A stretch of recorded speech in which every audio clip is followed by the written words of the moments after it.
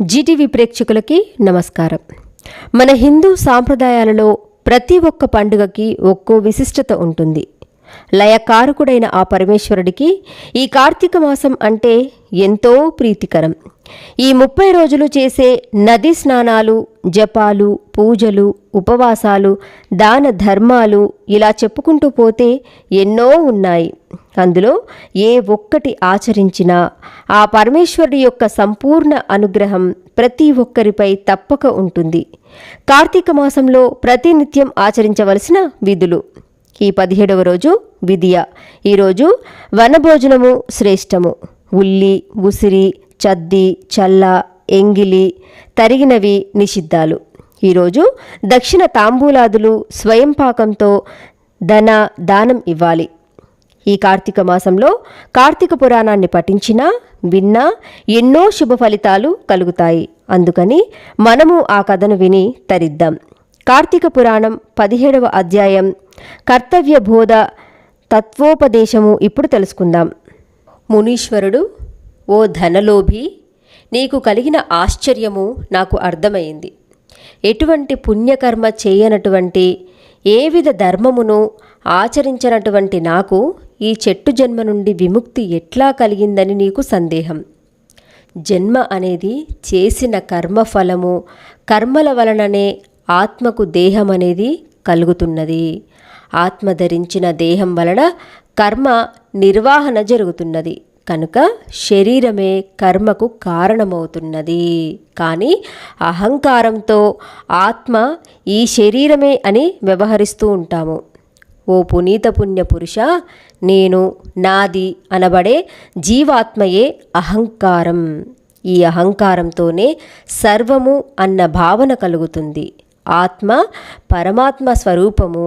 పుట్టుక, మరణము, వృద్ధి పొందడం, క్షీణించడం అనేవి శరీరానికి మాత్రమే ఉంటాయి, ఆత్మకు ఉండవు. కర్మకు కారణమైన శరీరము పంచభూతములతో తయారవుతుంది. రంగు, రుచి, వాసనలకు, ఆహార విహారాలకు, సుఖ దుఃఖాది అనుభవాలకు, ఆవేదనలకు గురి చేయబడుతుంది. వివేకము, విజ్ఞానము, వ్యామోహాల కారణంగా పాపపుణ్యాలు సంప్రాప్తమవుతుంటాయి. వీటి ఫలితాలను జీవుడు అనుభవించవలసిన వాడవుతున్నాడు. ఏ విధమైన కర్మలు లేకపోవడమే ముక్తి. ముక్తిని కలిగించేవే పుణ్యవ్రతాలు మొదలైనవి. అంతఃకరణానికి, దాని పరిధికి సాక్షివై చైతన్య స్వరూపుడివై పరమాత్ముడినవని భావించాలి. అలా భావించడానికి శరీరం ఘటం అంటే కుండలాగా లోపంతో కూడి ఉంటుంది. కనుక శరీరాలు పరమాత్మ యొక్క నిశ్చలమైన రూపాలు కాలేవు. శరీరం ఆత్మ కాదు. ఆత్మ పంచభూతాత్మకమైన శరీరం కాదు. ఈ శరీరంలోని ఇంద్రియాలు నువ్వు కాదు, నీవి కావు. ఈ ఇంద్రియాలు వ్యామోహాలకు లోనవుతూ హానిని కలిగిస్తుంటాయి. వాటి కారణంగానే నీకు పరమాత్మ అయ్యే స్వతంత్రత లేదు. బుద్ధిని, దిక్కును ప్రయాణింపజేసే ప్రత్యేగాత్మ అని నిర్ధారణ చేసుకో. యావత్తు సన్నిధానం కారణంగా దేహేంద్రియాలు, జడత్వము, ప్రాణం ఉన్న పుట్టుక లేని ఆత్మ అని అనిపిస్తుందో ఆ పరమాత్మ నువ్వు అని నిశ్చయించుకోవాలి. జాగ్రత్త, స్వప్న, సుషుప్తి అవస్థలయందు పదార్థాలన్నీ కలిపి పోసినప్పుడు వికారములు లేనివాడై సాక్షిభూతుడై చూస్తున్నది ఎవడో వాడే నువ్వు అని భావించు. దీపం వేరు, వెలుగు వేరు అని అనిపించినట్లే శరీరం వేరు, శరీరంలో ప్రకాశించే ఆత్మ వేరు అని గ్రహించు. ఆత్మస్వరూపుడైన పరమాత్మను ధ్యానించు. సత్యాసత్యములయందు, ప్రియాప్రియములయందు ఇష్టుడైన సర్వసాక్షియే నిత్యమని నిశ్చయించుకో. ఇంద్రియాలు, మనస్సు, ప్రాణం, అహంకారం, దేహం వీటన్నిటికంటే అతీతంగా 6 విధములైన వికారాలు లేకుండా ఉండేవాడే పరమాత్మ. అజ్ఞాన అంధకారం లేనిది, చెరగనిది, చదరనిది, నిర్మలమైనది, సుఖ జ్ఞానం కలిగినది, ఆత్మస్వరూపం, సుఖానికి ఆనందానికి అతీతమైనది, పరిపూర్ణమైనది, శాశ్వతమైనదైన స్వరూపమే పరమాత్మ.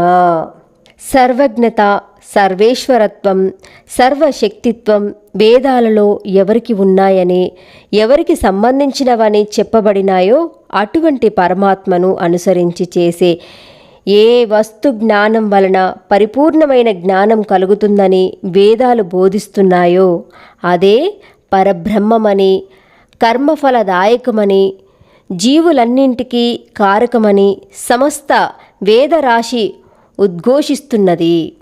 పరమాత్మకు సంబంధించిన వ్యాఖ్యార్థలు అర్థమయ్యే వరకు శమదమాది గుణములతో వినడానికి, అర్థం చేసుకోవడానికి ప్రయత్నించు. ఆత్మజ్ఞానాన్ని సంపాదించడం కోసమే పనులను ఆచరిస్తూ ఉండాలి. పొందిన ఉపదేశాలకు తగిన విధంగా యథావిధిగా కర్మలను ఆచరిస్తే ఆ కర్మల వలన జన్మ తరిస్తుంది. స్వయం సిద్ధమైనవైనా అప్రయత్నములైనవైనా నీ కర్మఫలాలు అనే బంధాలు తొలగడంతో మోక్షసిద్ధి కలుగుతుంది.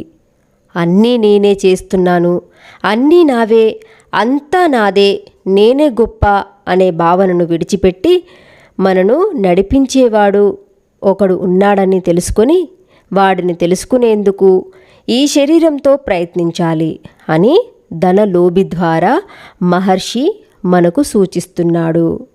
17వ రోజు పారాయణం సమాప్తం. ఈ వీడియో కనుక మీకు నచ్చినట్లయితే లైక్ చేయండి, షేర్ చేయండి. మరిన్ని ఆధ్యాత్మిక విషయాల కోసం మా ఛానల్ని సబ్స్క్రైబ్ చేయడం మర్చిపోకండి. సర్వే జనా సుఖినో భవంతు.